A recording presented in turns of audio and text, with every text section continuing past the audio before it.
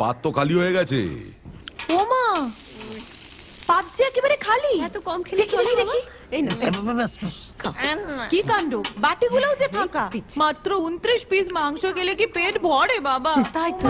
ও মা, কোথায় গেলি মা? মাংস দে তাড়াতাড়ি আ। আরে ওর পাত তো খালি হয়ে গেছে। ওমা, পাত যে একেবারে খালি। এত কম খেলে দেখি দেখি দেখি।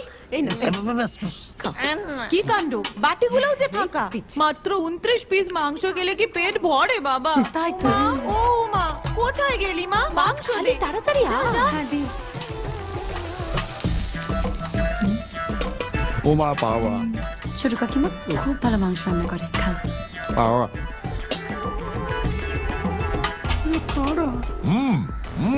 শুরু করো।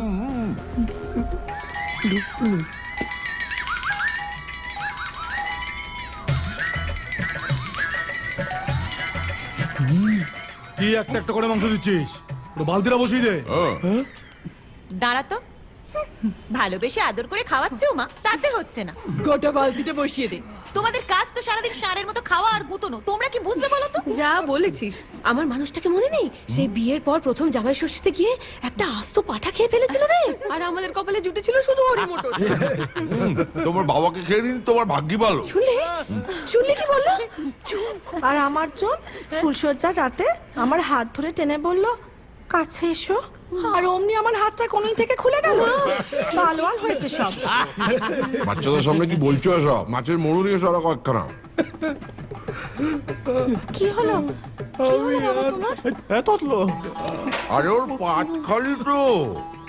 মিষ্টি দাও। কি হয়েছে বাবা? মিষ্টি মিষ্টি নিয়ে মিষ্টি। খাও খাও, জল দেবো? এইটুকু বসে এই অবস্থা তোমাদের। ততলো খেলতে দিচ্ছে রে। দে দে দে দে। তাড়াতাড়ি দে। অল্প করে দিও, কমপক্ষে 40টা। জয় জগন্নাথ। খাও, আমাদের এখানকার বিখ্যাত রসগোল্লা।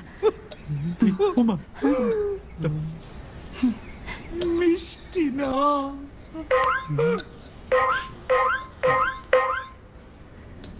খাও। ছলো ছলো নয়ন